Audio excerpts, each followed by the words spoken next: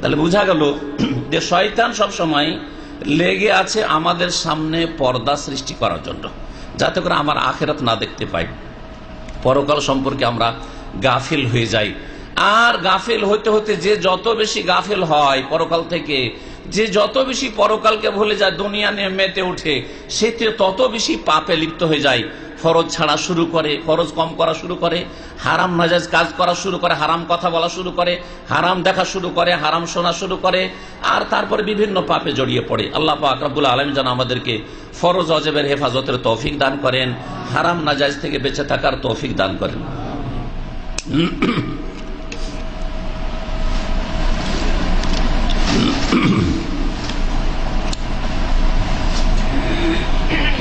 আখিরাতের সামনে যেহেতু শয়তান পর্দা ফেলে রেখেছে অনেকটা অনেকের সামনে, সেই জন্য দুনিয়ার যে কুফলগুলি আছে, পাপের যে কুফল দুনিয়াতে হয়ে থাকে, পাপ করলে তার কুপ্রভাব আখিরাতের উপর পড়ে আর দুনিয়ার উপর পড়ে, দিনের উপর পড়ে আর আপনার দুনিয়ার রুজি রোজগারের উপর পড়ে, আপনার ব্যবসা বাণিজ্যের উপর পড়ে, আপনার শরীর স্বাস্থ্যের উপর পড়ে, আপনার বাড়ি ঘরের উপরে পড়ে, আপনার স্ত্রীর উপর আপনার পাপের কুপ্রভাব পড়ে, আপনার ছেলে মেয়েদের উপর পাপের কুপ্রভাব পড়ে, আপনার দেশের ওপর, আপনার জমি জায়গার ওপর, আপনার ক্ষেত খামারের ওপর, আপনার ফলের বাগানের ওপর, সবকিছুর ওপর পাপের কুপ্রভাব পড়ে। ভালো করে মনে রাখবেন।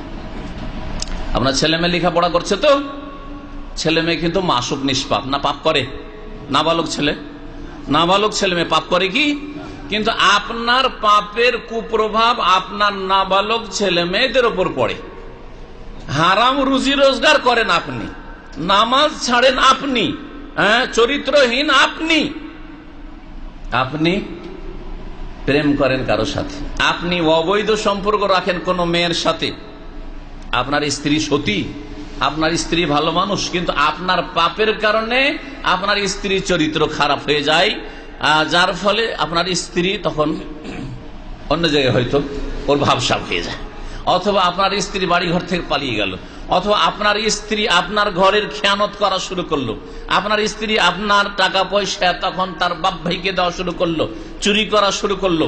মেলা রকমের বালা মুসিবত এইভাবে আপনার ব্যক্তি জীবনে, আপনার শরীর স্বাস্থ্যের ওপর, আপনার মানসিক অবস্থার ওপর, আপনার পরিবারের ওপর, আপনার ছেলে মেয়ের ওপর, আপনার বাড়ির ওপর, আপনার সমাজে, আপনার দেশে, আপনার জমি জায়গায়, আপনার ব্যবসা বাণিজ্যে, আপনার চাকরিতে, সব কিছুর ওপর পাপের কুপ্রভাব পড়ে।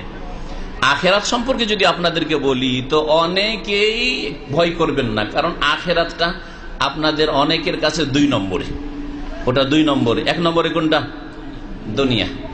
আমার চাকরিটা যেন ঠিক থাকে, বা ব্যবসা করি সুতরাং ব্যবসার আয় ইনকাম ঠিক থাকে, আপনার এটা হচ্ছে 1 নম্বর গরজ। আপনার স্ত্রী ছেলে মেয়ে যাতে করে সুস্থ থাকে, তারা ভালো অবস্থায় থাকে, ছেলে মেয়েগুলিকে পড়াচ্ছি যাতে করে পড়ে শুনে তারা মানুষ হয়, কাউকে ডাক্তার বানাবো, কাউকে ইঞ্জিনিয়ার বানাবো, কাউকে হাফেজ বানাবো, কাউকে আলেম বানাবো, আমার মনের কামনা বাসনা পূরণ হয়।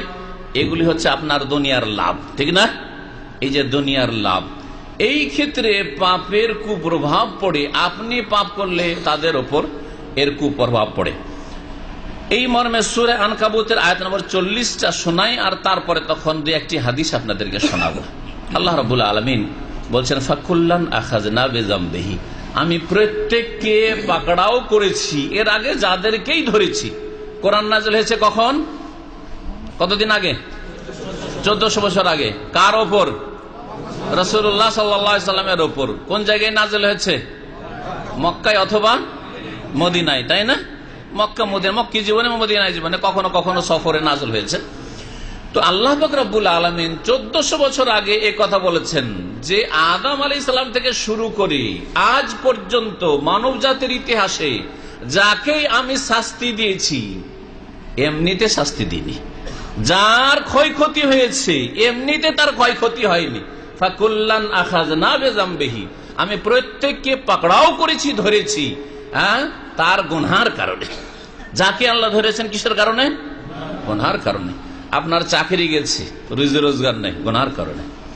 আপনি গাড়ি চালান অথবা গাড়িতে বসেছিলেন, অন্য কেউ চালাচ্ছিল, অ্যাক্সিডেন্ট হয়েছে, আপনার গুনহার কারণে। বুঝা গেছে না? ফাকুল্লান আখাযনা বিযামবিহি। হ্যাঁ, আপনার স্ত্রীর চরিত্র খারাপ হয়ে গেছে, খবর পাচ্ছেন খারাপ। হ্যাঁ, বড় আশা করছিলেন যে সতী আমার স্ত্রী হবে, আর আমার স্ত্রী আমাকে খুব ভালোবাসে, আপনি কল্পনাও করতে পারেননি, কিন্তু আপনার স্ত্রীর চরিত্র খারাপ হয়ে গেছে। ফাকুল্লান আখাযনা বিযামবিহি, প্রত্যেককে তার গুনাহের কারণে আমি ধরেছি। আপনার ছেলে মেয়েগুলো আপনি যে আশাটা করেছে কিছুই হলো না, অমানুষ হয়ে থেকে গেল, মানুষও হইল না, মানুষের মতো মানুষ হলো না। কে চায় যে তার ছেলে চোর হোক? এমন কেউ আছে? আরে চোরও চাই না, আমি নিকৃষ্ট হারাম পেশা করি, আমার ছেলে যাতে করে চোর ডাকাত না হয়, ঠিক কিনা? কেউ চায় না। অনেক বেনামাজি আছে, সেও চায় না যে আমার ছেলে বেনামাজি হোক, আমার ত্রুটি আছে, আমার ছেলেটা যাতে ভালো হয়। কারণ এই ছেলেটা যদি নামাজি হয় তো বাপকে শ্রদ্ধা করবে, মাকে শ্রদ্ধা করবে, বাপ মাকে খরচ দিবে, যখন আমরা বুড়ো বুড়ি হয়ে যাব তখন আমাদেরকে খরচ দিবে। কিন্তু এই ছেলেটা যদি চোর বাটমার হয়ে যেত, আমার তো বার্ধক্যে কাজে আসবে না।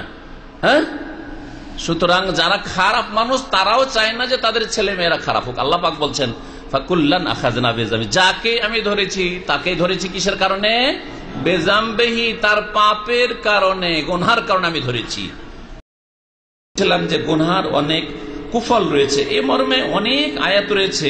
সময়ের স্বল্পতার জন্য আয়াতগুলি পেশ করব না, কারণ আমার মনে হয় আধা ঘন্টার বেশি হয়ে গেছে নাকি, তাহলে আর আয়াত পেশ করছে না ইনশাআল্লাহ। তাহলে কোনো আলোচনা, অনেক কোরআনে কারীম আয়াত রয়েছে যে পাপের কারণে দুনিয়ার শাস্তি আসে। পাপের কারণে কি আসে? দুনিয়ার শাস্তি আসে। সব সময় মনে রাখবেন, আপনার কফিল যদি আপনার বেতন না দেয়, আপনার পাপের কারণে, আপনাকে ধরেন আপনার পাপের কারণে। আপনার উপর সুপারভাইজার বা ফোরম্যান আছে খুব খারাপ চরিত্রের, জানবেন আপনার পাপের কারণে। বোঝা গেছে? আপনার এক্সিট লেগে গেল অথচ আপনার থাকার প্রয়োজন রয়েছে, তাহলে পাপের কারণে। আপনার ছেলে মেয়ে খারাপ হয়ে গেল আপনার পাপের কারণে, আপনার স্ত্রী খারাপ হয়ে গেল আপনার পাপের কারণে, যে কোনো আপনার শরীর খারাপ পাপের কারণে। এটা ধরে নিতে হবে অধিকাংশ মানুষের ক্ষেত্রে। একমাত্র নবী রাসূলগণ এবং তাদের অনুসারী যারা কোনো কাবিরা গুনাহ করেন না, তারপরও বালা মুসিবত আসে তাদের পরীক্ষার কারণে অথবা তাদের মর্যাদা উঁচা করার জন্য।